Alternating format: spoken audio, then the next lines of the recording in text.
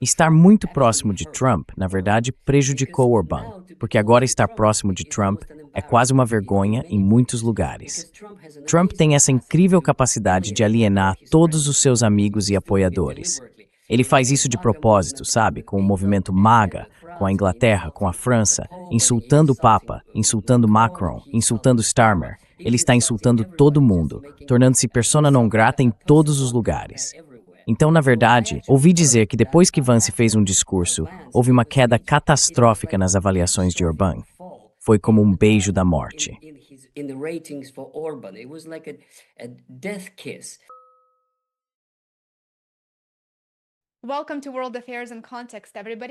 Bem-vindos ao World Affairs in Context, pessoal. Hoje estou absolutamente empolgado em receber de volta nosso bom amigo, Dr. Vladimir Brovkin.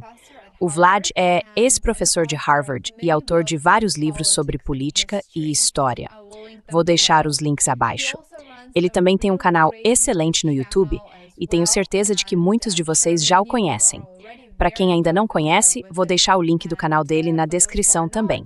Vlad, bem-vindo de volta ao programa. É ótimo vê-lo novamente. É sempre um prazer sentir-me por trás-te. Obrigado.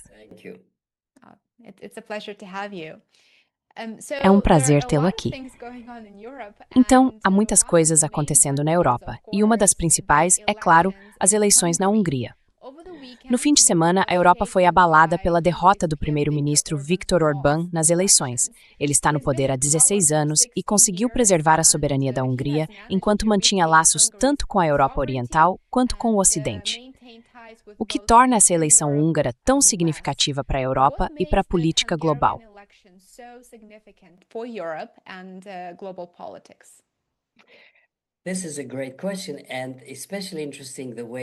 Essa é uma ótima pergunta, e especialmente interessante pela forma como você a formulou, porque, claro, ela é importante. Mas não é importante no sentido de esperar mudanças fundamentais.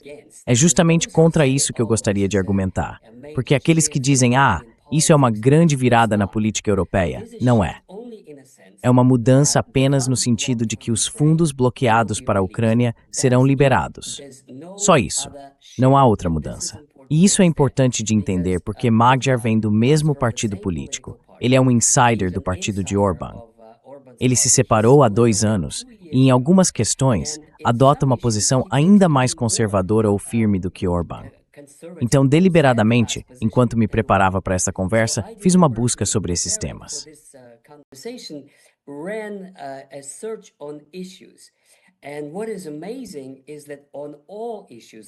O que é impressionante é que em todas as questões, exceto Ucrânia e Rússia, sobre as quais falaremos separadamente, ele é, na verdade, um conservador absoluto e total, ou até mais do que isso.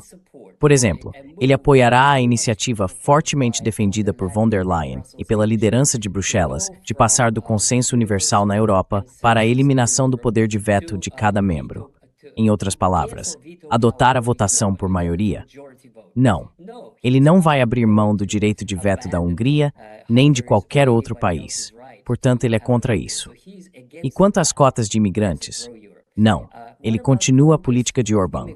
É totalmente contra qualquer cota ou qualquer imposição de Bruxelas dizendo à Hungria ou a qualquer outro país quantos imigrantes devem receber.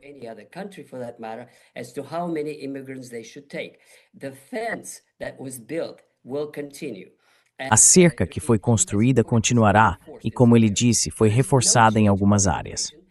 Portanto, não há mudança na política de imigração, nem mudança no status do poder de veto. Ele não é um integracionista da União Europeia.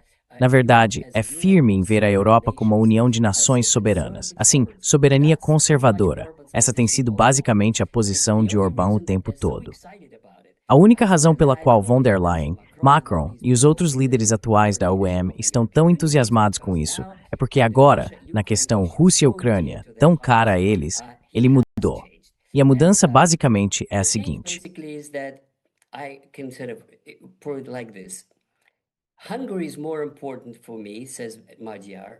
Para mim, a Hungria é mais importante, diz Magyar, do que o dinheiro para a Ucrânia. Então não vamos lutar para mantê-lo congelado. Que fiquem com o dinheiro deles. esse não é o nosso dinheiro, mas queremos receber o nosso.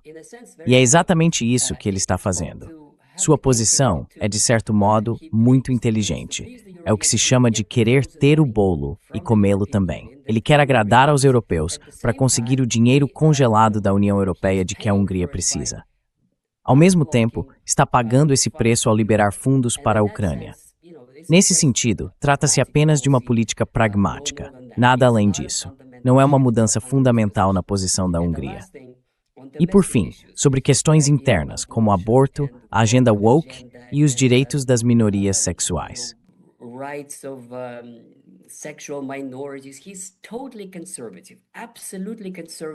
Ele é totalmente conservador, absolutamente o mais conservador possível. Pelo contrário, ele quer fortalecer a família, aumentar a ajuda às mães, impulsionar a fertilidade e apoiar as crianças e todo o resto. Então, na verdade, cultural e politicamente, pode-se dizer que está ocorrendo o fortalecimento do movimento conservador na Europa. E a tentativa de representar isso como algum tipo de movimento integracionista europeu, fortalecendo a Europa, fortalecendo a OTAN, não é o caso. Na verdade, é como o observador colocou, o urbanismo sem Orbán, ou a política conservadora húngara levada um passo adiante, exceto no que diz respeito à Ucrânia e à Rússia, sobre as quais podemos voltar e discutir mais tarde.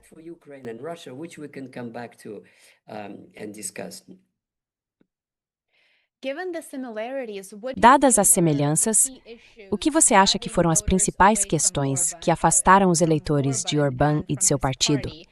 Foram as condições econômicas, outras preocupações ou o retrocesso democrático?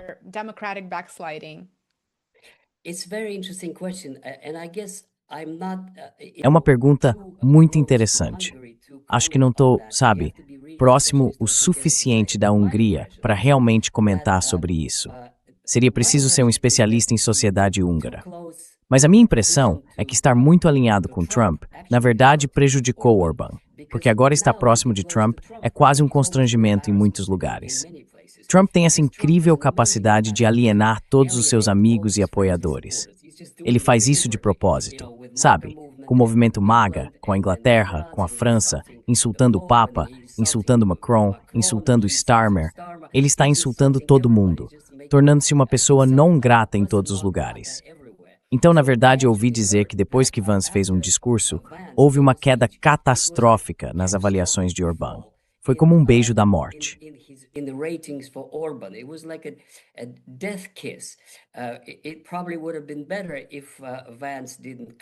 Provavelmente teria sido melhor se Vance não tivesse vindo e feito o discurso.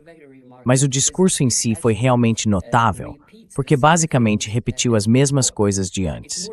Foi mais importante para Vance e para as relações dos Estados Unidos com a Europa do que para Orbán e a Hungria, porque reiterou que Vance, caso algum dia se torne presidente, é inerentemente hostil à atual União Europeia, que ele chama de burocracia de Bruxelas. Ele diz que eles centralizam o poder, querem imigração, querem diluir as culturas nacionais e querem subverter a soberania em todas essas questões.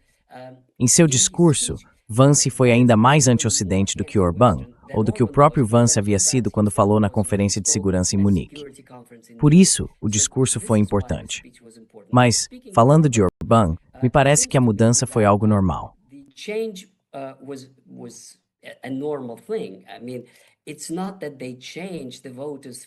Quer dizer, não é que eles tenham mudado os eleitores de conservadores para socialistas ou algo assim.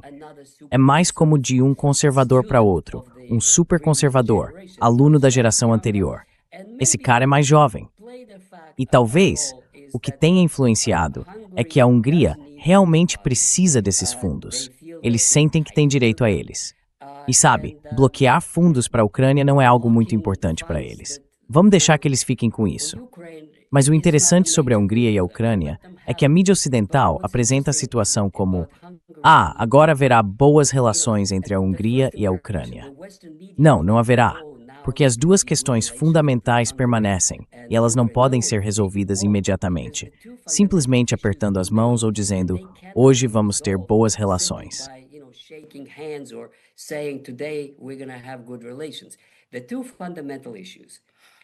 As duas questões fundamentais entre a Hungria e a Ucrânia não têm nada a ver com Putin. Zero. Elas têm a ver com o petróleo, em primeiro lugar, e com a minoria húngara na Ucrânia, em segundo. E essas questões não vão desaparecer. A Hungria realmente precisa do petróleo russo. Não é como se Orbán tivesse inventado isso. Eles precisam porque é barato, assim como todo o resto da Europa precisa. Exceto que pessoas como von der Leyen e outros estão tão presos à sua agenda antirrussa que não querem comprar combustível barato. Preferem comprar o tipo caro.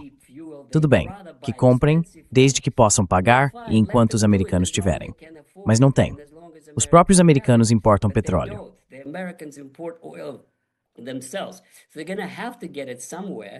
Então eles vão ter que conseguir isso de algum lugar e veremos como as coisas vão se desenrolar no Oriente Médio. Nesse sentido, a questão do petróleo é simplesmente pragmática. Eles continuarão comprando petróleo russo. Sobre isso, vale observar que não está claro se os russos vão vender esse petróleo para eles, porque Putin sempre disse que precisa de parceiros de longo prazo, previsíveis e estáveis. E se a Hungria disser, por enquanto, vamos comprar petróleo russo e depois vamos eliminá-lo gradualmente, os russos podem responder, bem, por que não eliminamos agora? Porque na situação mundial atual, eles têm muitos clientes e não precisam desses por 1 ou 2 anos. Mas uma ruptura mais séria é entre a Hungria e a Ucrânia por causa da questão das minorias húngaras, já que muitos deles não querem ir lutar.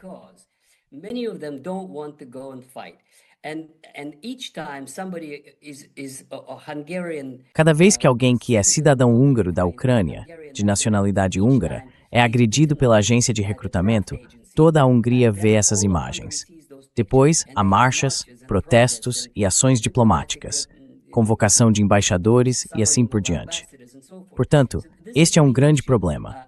A minoria húngara quer ter seus direitos, que estão consagrados em documentos da União Europeia, direitos linguísticos e várias formas de autogoverno. Mas eles não os têm, porque os ucranianos reprimem não apenas o idioma russo, eles reprimem qualquer idioma que não seja o ucraniano. Os húngaros querem ter sua língua nas escolas e em outros contextos, e não têm. E é por isso que essa questão não vai desaparecer. Ela continuará sendo um grande problema nas relações entre a Hungria e a Ucrânia.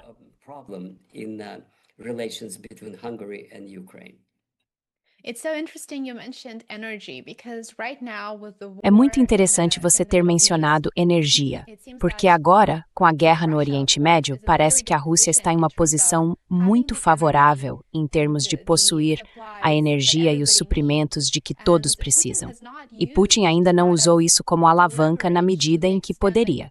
Por exemplo, na Europa não foi a Rússia que cortou o fornecimento de energia.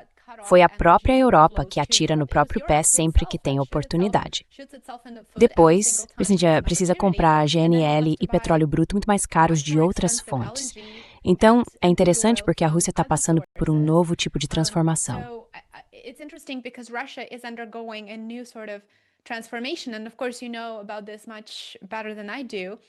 E claro, você sabe disso muito melhor do que eu. Trata-se de buscar o desenvolvimento de parcerias com o Oriente, certo? Essa ideia de eurasianização, em que o país agora se vê não tanto como uma nação europeia, mas como o ponto onde o Oriente e o Ocidente se encontram. E esse é um ponto muito interessante, porque parece que essa é uma das cartas que o presidente Putin ainda tem para jogar. Caso ele decida que é necessário cortar o fornecimento de petróleo, há a mesma probabilidade de fornecê-lo à Europa se optar por usar isso como forma de pressão contra países hostis à Rússia.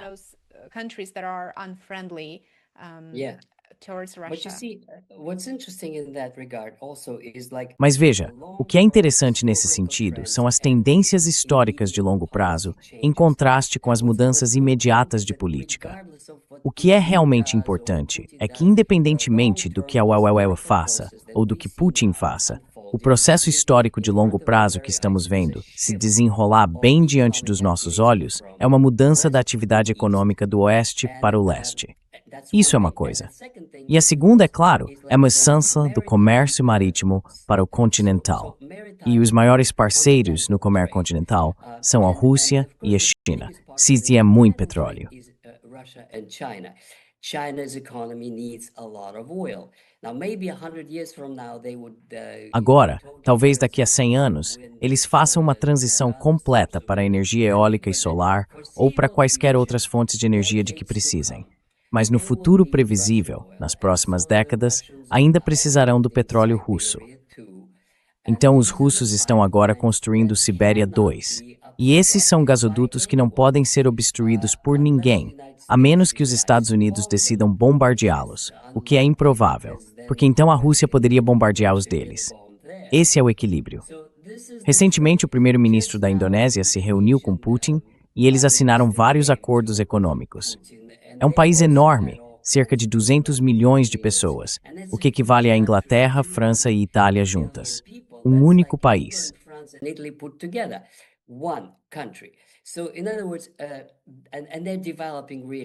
Então, em outras palavras, eles estão se desenvolvendo muito rápido e têm boas relações com a Malásia, Singapura, Laos e todos os países asiáticos. Putin estabeleceu relações muito boas e os fluxos econômicos continuam. Mesmo a Índia, que tenta agradar Trump, ainda compra petróleo russo porque lucra bem com isso. Ou seja, esse é o processo histórico e faz todo sentido, porque a Rússia é tanto asiática quanto europeia. E se eles não podem fazer negócios na Europa, além disso, o petróleo está fisicamente na Ásia, na Sibéria. A maior parte da Sibéria fica na Ásia. Então é realmente mais prático construir todos esses oleodutos que vão para portos asiáticos e outras rotas de transição.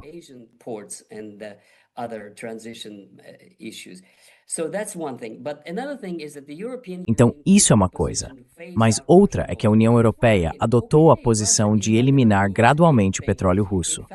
Tudo bem, certo? A Rússia não vai perder nada. Na verdade, são os alemães que estão perdendo. E eles mesmos estão dizendo isso. O partido político que diz precisamos do petróleo russo, o AfD, está crescendo e crescendo a cada eleição. E isso é inegável. É muito provável que nas próximas eleições eles possam vencer. A única razão pela qual ainda não venceram é porque o SPD e os democratas cristãos sempre tiveram uma grande coalizão, o que significa vão unindo seus recursos.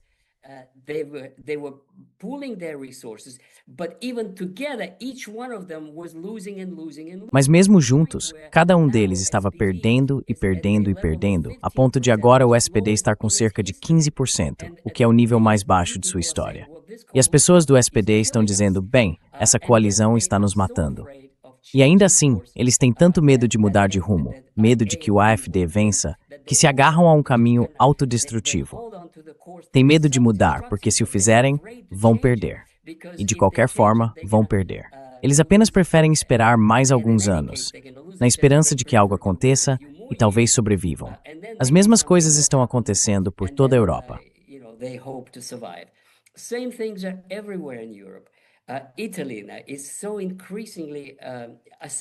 A Itália está se tornando cada vez mais assertiva em sua defesa nacional e soberania e em sua posição contra a guerra iraniana, com algumas declarações sobre a Rússia e o petróleo russo que são muito mais conciliatórias. E o mesmo vale para a Espanha. Em outras palavras, se a sua pergunta era sobre o futuro da Europa, o que está claro agora é que a Europa está se dividindo em duas. O norte da Europa, que é muito antirrusso, muito centralizador e um tanto belicista, construindo o exército, unificando, centralizando e assim por diante. E o sul da Europa, que é muito mais tranquilo, mais simpático à Rússia, crítico de Trump e realmente não tão interessado na OTAN.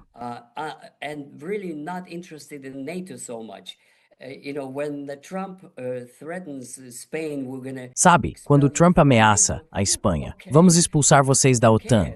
Ok, quem se importa? Não é como se alguém fosse atacar a Espanha. E é a mesma coisa com a Itália. Eles dizem, bem, vocês vão ter que pagar pelas suas bases, ou então. Sabe, se vocês nos expulsarem, tudo bem para nós. Não estamos com pressa.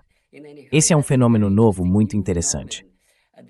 Esse ataque de Trump à OTAN realmente revelou que não é como se todo mundo estivesse morrendo de vontade de fazer parte da OTAN e de ter essas bases, que são, na verdade, postos avançados do poder americano, e não mecanismos de defesa da Europa. Essa é uma questão à parte, mas de qualquer forma, isso acabou surgindo nos debates húngaros sobre o futuro da OTAN.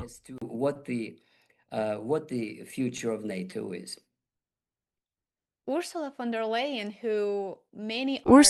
Leyen, que muitos argumentam representar os globalistas, elogiou o resultado das eleições na Hungria, dizendo que é mais fácil respirar depois da derrota de Orbán. Zelensky também não escondeu sua empolgação, já que a perda de Orbán provavelmente levará a mais financiamento para o que ele chama de seu regime. Então, quem são os vencedores e quem são os perdedores agora que Orbán foi derrotado e substituído por Magyar?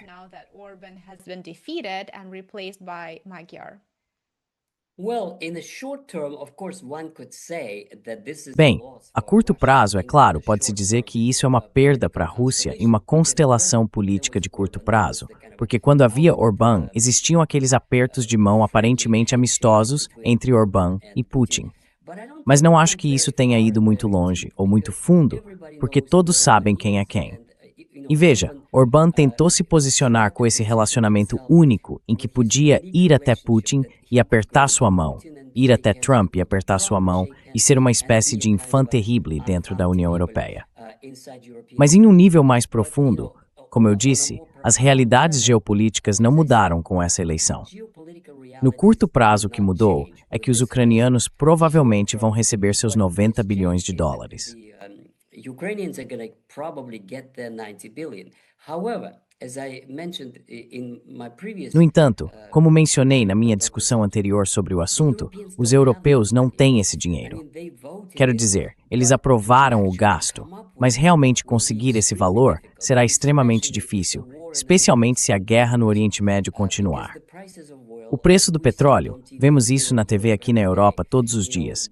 Os governos, até mesmo na França, são obrigados a conceder todo tipo de subsídio a agricultores e a pessoas que consomem muita gasolina e diesel. E isso está acontecendo em toda a Europa. Eles realmente precisam. Bem, até agora, a crise ainda não chegou. Porque você sabe, com essa montanha russa, um dia os preços sobem, no outro caem. Algumas pessoas provavelmente ganham muito dinheiro com todas essas especulações de paz e guerra, guerra e paz, paz e guerra.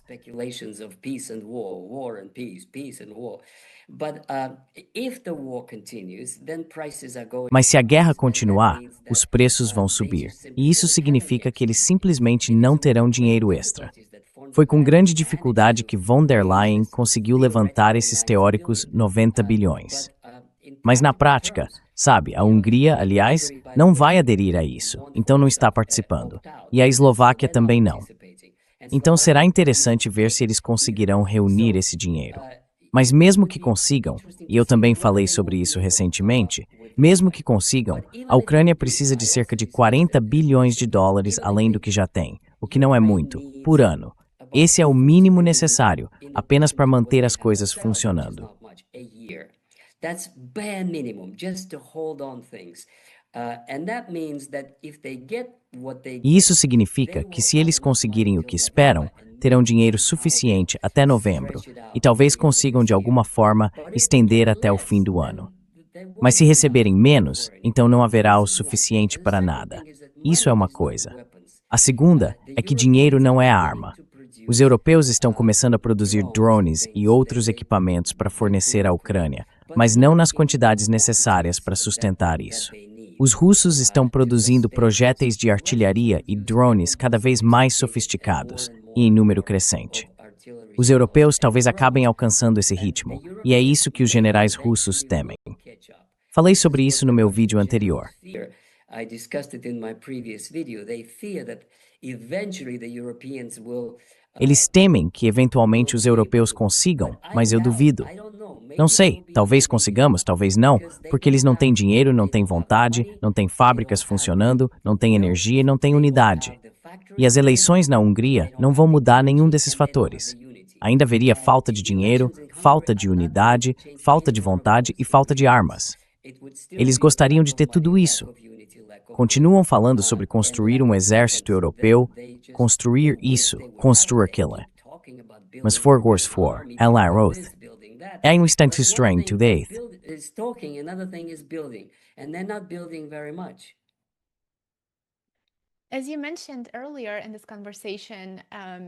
Como você mencionou anteriormente nesta conversa, Peter Magyar, ainda não tenho certeza de como pronunciar seu sobrenome, Magyar, o novo primeiro-ministro da Hungria, disse que espera que Viktor Orbán retire seu veto ao empréstimo de 90 bilhões de euros para a Ucrânia.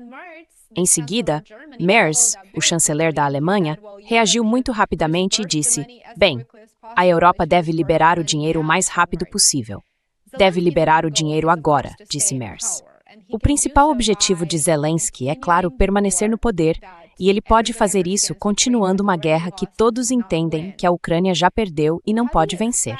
Como você espera que a dinâmica entre a Hungria e a Ucrânia mude com o novo primeiro-ministro no poder e com Zelensky se agarrando desesperadamente ao poder na Ucrânia e querendo garantir mais financiamento, mais empréstimos?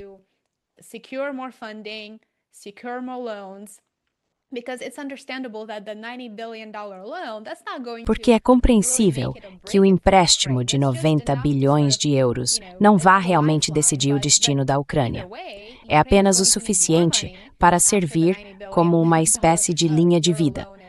Mas, de qualquer forma, a Ucrânia vai precisar de mais dinheiro depois que esse empréstimo acabar. Então Zelensky vai voltar e pedir mais. Enquanto, ao mesmo tempo, abusa dos direitos dos cidadãos ucranianos no oeste da Ucrânia e continua com as políticas nacionalistas extremamente radicais que ele e a extrema-direita no poder em Kiev estão promovendo. Então, como essa dinâmica entre a Hungria e a Ucrânia vai mudar agora que há tantos interesses conflitantes entre os dois estados? E, claro, há também a pressão da União Europeia para impor sua agenda e promover seus interesses.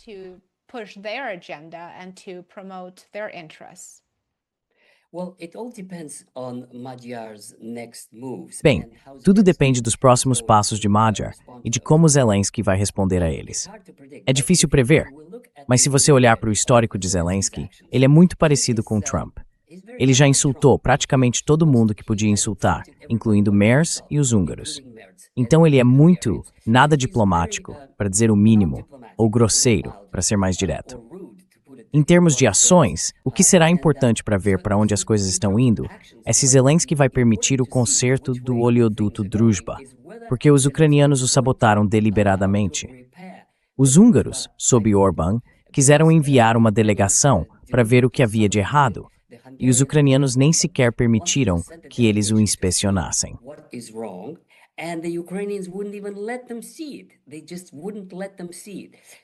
Eles simplesmente não deixaram que eles vissem. Então, ok, agora que somos amigos, agora que Orbán está de volta, agora que temos boas relações, ok, ele vai deixá-los ir ver e consertar para que o fluxo de petróleo possa ser retomado. Agora, se isso acontecer, pode realmente haver alguma mudança positiva entre os dois. Vamos ver. Isso seria um indicador importante. É bastante óbvio que Magyar não se importa se o dinheiro for liberado, se os 90 bilhões forem descongelados, mas ele quer receber o dinheiro dele da União Europeia. Então será uma troca.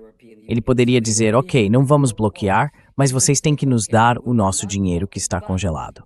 Acho que é algo em torno de 20 bilhões. É isso que ele quer. Ele quer que os fundos da União Europeia, destinados à Hungria, sejam liberados.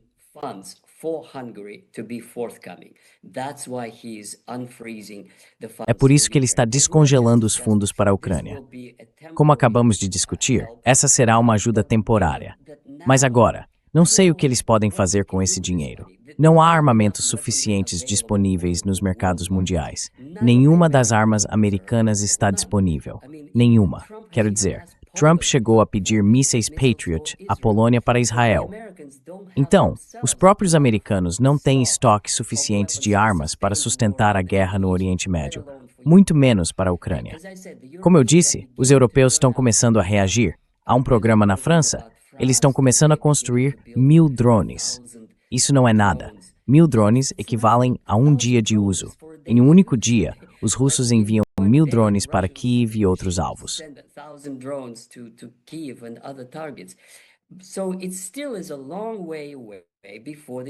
Então ainda falta muito para que os europeus consigam igualar os russos na produção de drones. Mas mesmo assim, Como sabemos pela guerra do Irã, a capacidade de bombardear não é a mesma coisa que a capacidade de mover suas tropas em terra e conquistar território. E até agora, sabe, esse é outro ponto que me incomoda. E tenho falado sobre isso recentemente nos meus vídeos. Os russos estão avançando, mas lentamente. Muita coisa vai depender do que acontecer na ofensiva russa do verão de 2026. Se for bem sucedida, então não haverá mais Zelensky em 2027. Se eles tiverem sucesso, sabe, avançarão sobre Sumy e depois vão querer tomar Kiev. E isso será o fim da guerra, de um jeito ou de outro.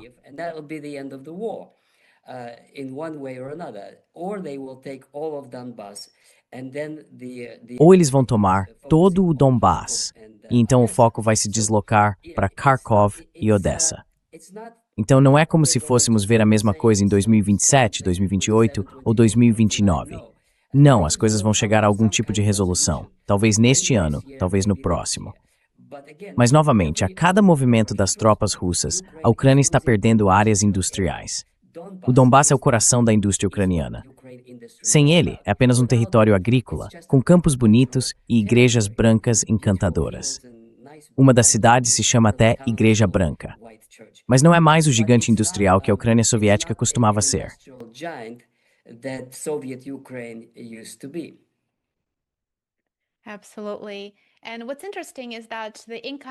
Com certeza. E o interessante é que o novo primeiro-ministro da Hungria tem uma trajetória bastante peculiar.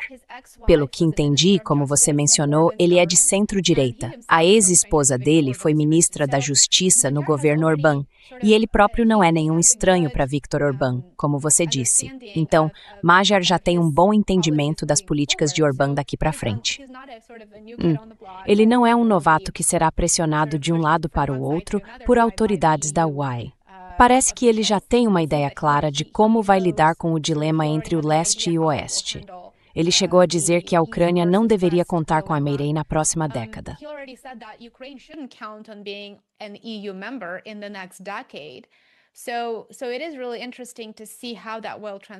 É realmente interessante ver como isso vai se desenrolar quando ele se tornar primeiro-ministro e se veremos alguma mudança significativa em sua postura em relação à Ucrânia e à Rússia. Mas você acha que, com a saída de Orbán, a ideia, já que muitos se referem a Orbán como, digamos, o cachorrinho de Putin, e eu vi isso em muitos artigos, de que isso na verdade não é verdade, porque é provável que Magyar siga muitos dos mesmos pontos-chave que Orbán seguia? Você acha que a Rússia conseguirá desenvolver uma relação com a Hungria sob o governo de Magyar como primeiro-ministro, ou acha que isso causará uma grande ruptura entre os dois países?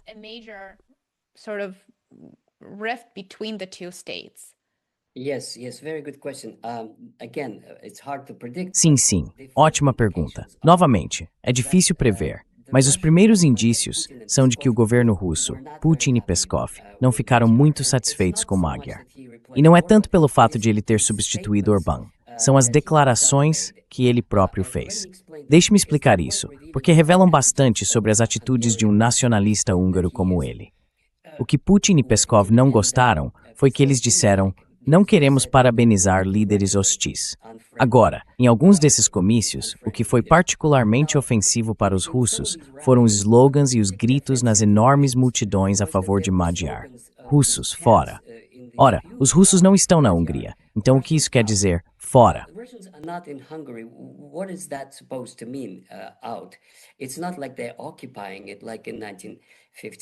Não é como se eles estivessem ocupando o país como fizeram em 1956. Então os discursos de Magyar poderiam ser interpretados como anti-russos. Ele fez referências à Revolução de 1848, que foi reprimida por tropas russas a pedido do imperador austríaco. Depois mencionou, obviamente, a Revolução de 1956, que foi reprimida por tropas soviéticas, o que é compreensível. Quero dizer, esses são fatos, é história, foi o que aconteceu. Mas ele também se referiu, e isso é particularmente doloroso para Peskov e para Putin, aos russos em 1944-45. Agora, o que o público americano provavelmente não entende tão bem quanto deveria é que em 1944-45, a Hungria era uma aliada oficial de Hitler. It was an allied power. They were Era uma potência aliada. Eles foram ocupados apenas em abril de 45, e foi então que ocorreu o massacre dos judeus húngaros. Mas como país, em 1944, os russos chegaram a uma nação que estava oficialmente em guerra com a União Soviética ao lado da Alemanha. Tropas húngaras estavam em Stalingrado. Tropas húngaras estavam na Ucrânia. Elas lutavam lado a lado com a Wehrmacht.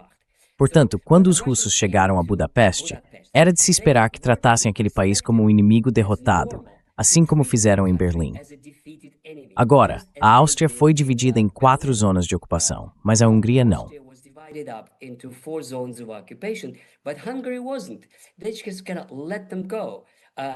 Eles simplesmente meio que os deixaram ir, como se fossem, sabe, menos culpados do que a Áustria, que foi simplesmente uma anexação, simplesmente adicionada à Alemanha.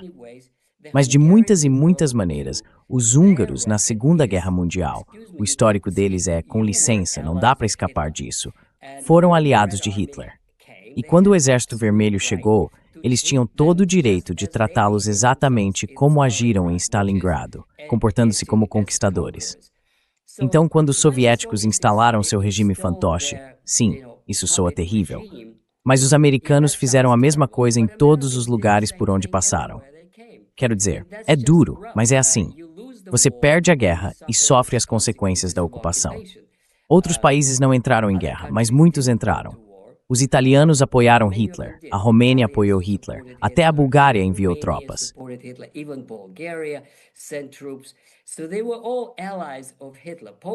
Então, todos eles eram aliados de Hitler. A Polônia não era.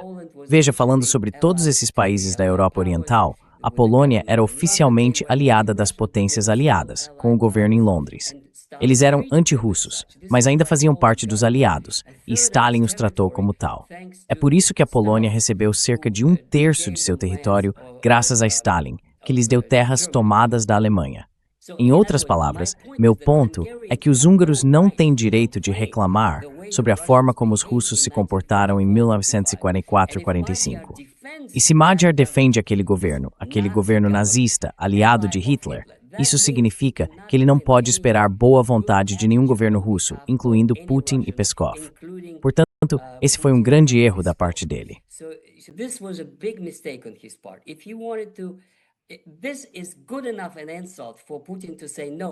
Isso é insulto suficiente para que Putin diga não, não vamos lhes dar nenhum petróleo, mesmo que peçam.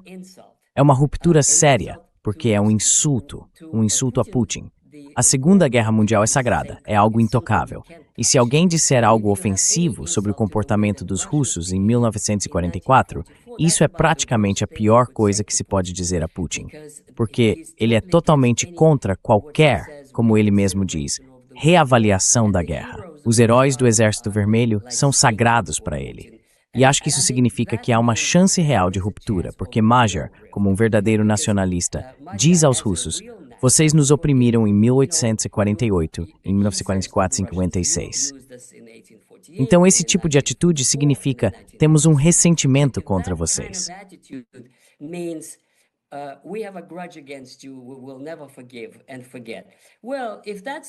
Nós nunca vamos perdoar nem esquecer. Bem, se for esse o caso, sabe, siga seu próprio caminho. E se você se recusar a virar a página e ter relações normais, então que tenhamos relações ruins. Esse tipo de referência histórica é muito perturbadora para os líderes russos. E acho que isso pode significar uma mudança para uma relação mais fria, não necessariamente hostil, mas muito mais distante do que era na época de Orbán. E mais uma coisa sobre Orbán. Pelo que ouvi recentemente, parece-me que ele não desistiu de nada. Ele tem 37%, o que é respeitável.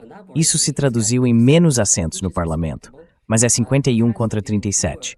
Um resultado respeitável, mas não uma derrota esmagadora para Orbán.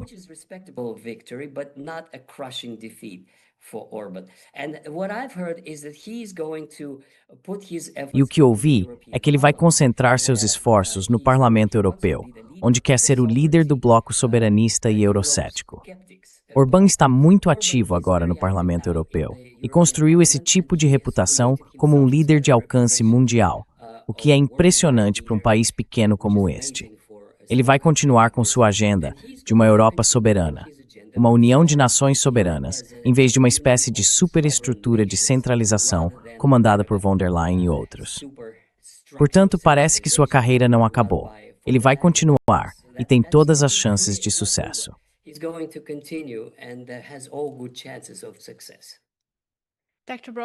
Dr. Brovkin, talvez uma última pergunta para hoje. Quais são os maiores desafios que um novo governo húngaro enfrentaria, digamos, nos primeiros 100 dias? Well, his biggest problems is to Bem, o maior problema dele é querer ter o bolo e comê-lo também. Em outras palavras, se ele conseguir manter todos os privilégios que Orbán conquistou para a Hungria, como o direito de comprar petróleo russo, estar isento das cotas de imigrantes e continuar tendo poder de veto sobre as decisões da UE, se ele mantiver tudo isso e ainda conseguir o dinheiro que foi congelado para a Hungria, bem, então isso seria ótimo. Seria uma grande habilidade da parte dele aproveitar essa onda de atitude positiva e de congratulações em relação à Hungria para obter o que quer da União Europeia, enquanto continua com sua agenda nacional conservadora. Ele pode ter sucesso. Veremos. He might be successful. We shall see. As I said, with Ukraine, he will have to resolve the issue. Como eu disse, com a Ucrânia, ele terá que resolver a questão do petróleo e obter algumas garantias de tratamento digno para a minoria húngara. Com Putin, tudo depende de ele ter coragem de participar de uma reunião e de conseguirem ou não superar essa hostilidade inicial. Ele diz que não tem planos. Tudo bem. Veremos se o ministro das Relações Exteriores dele irá. Em outras palavras, o que vai contar são as ações, não a retórica durante as eleições. O que sabemos sobre ele agora é quem ele é e de onde vem. Desse ponto de vista, deve-se esperar políticas conservadoras e nacionalistas defendendo a Hungria da burocracia europeia, assim como Orbán fez, e uma mudança nas relações com a Rússia. Provavelmente, o mesmo rumo adotado com a Ucrânia. É isso que eu espero.